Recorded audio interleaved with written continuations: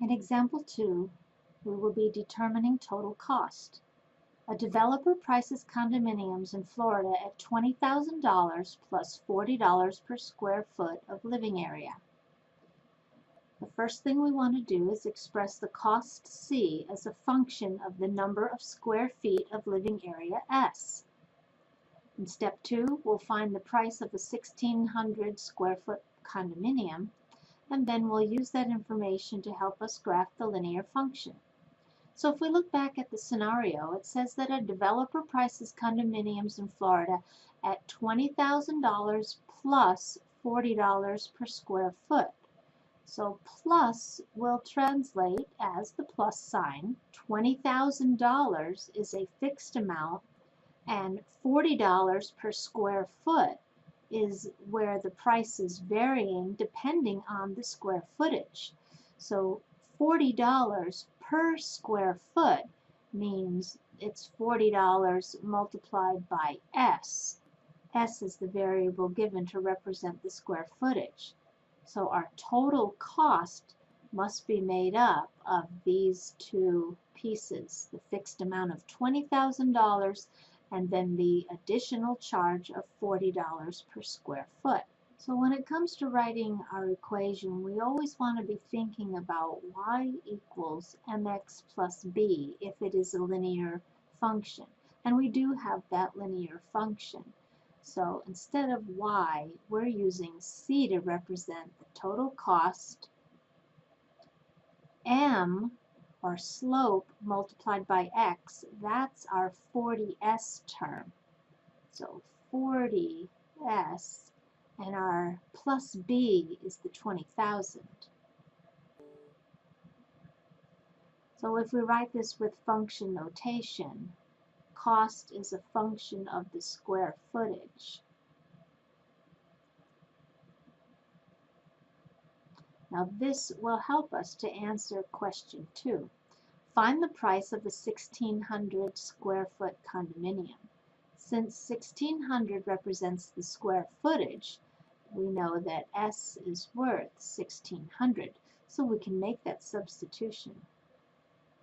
We're actually looking for the cost of a 1,600 square foot condominium. So we need to take 40 multiplied by the 1,600, and then we'll be adding the 20,000. So C of 1,600 would equal 40 multiplied by 1,600, and that's going to be 64,000, added to the 20,000 flat fee. So we can see that C of 1,600 now is equal to that sum of $8,400. So we really just generated the ordered pair, 1,600, 84,000. Now, since that's only one ordered pair, it's not enough information to see what this linear function looks like. So it would be helpful maybe to find the y-intercept.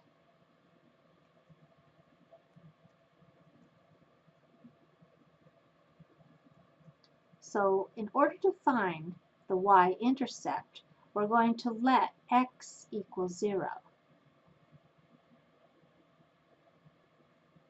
So in this case, x is really S for square footage. So C of 0 would be equal to 40 times 0 plus the 20,000. And that is 20,000. Because we can see 40 times 0 would be eliminated. The ordered pair we just found then would be input of 0, output 20,000. So these are the two ordered pairs we're going to plot. Going to the graph, input, we used to call this the x-axis, we're now calling that S, which represents our square footage. Again, we're always starting with 0.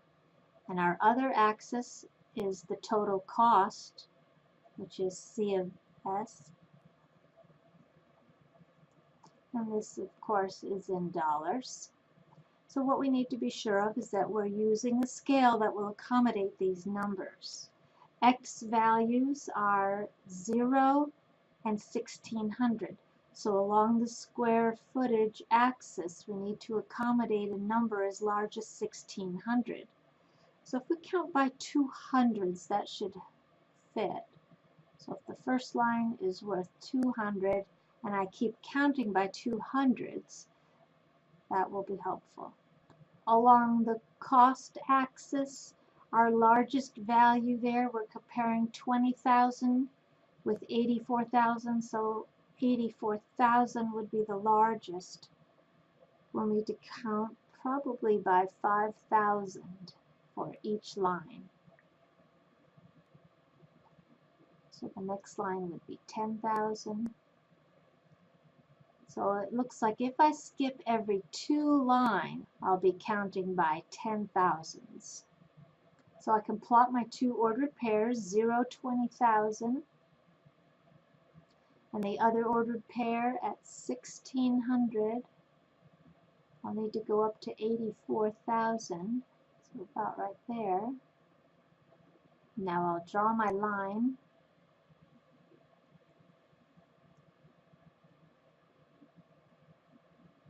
I'm starting off with just going from one dot to the other dot, but we need to ask if the ends should be arrows or dots. So would it make any sense for this scenario to continue to the right? That means square footage increases and total cost increases. So that sounds possible. So this function could continue with an arrow in this direction. At the other end of the line, if I continued going down, that would represent square footage smaller than 0. That would be negative square footage. That's not possible. So this graph is complete with a dot at this end, but an arrow in the other end. And the last item that you may want to include here for your graph is a title, and that comes from how you've titled your axes. So total cost by square footage. So now we have a complete graph. The last item we would want to think about is the domain and range that are associated with our graph. The domain would be the input values. That's our square footage.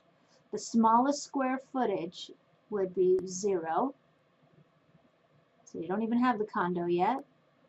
And as we follow our line going left to right, the square footage increases, and since there's an arrow, we've put no limit on this. So from 0 to infinity for domain, and the range, those are the output values. That's total cost. So the smallest cost is the 20,000.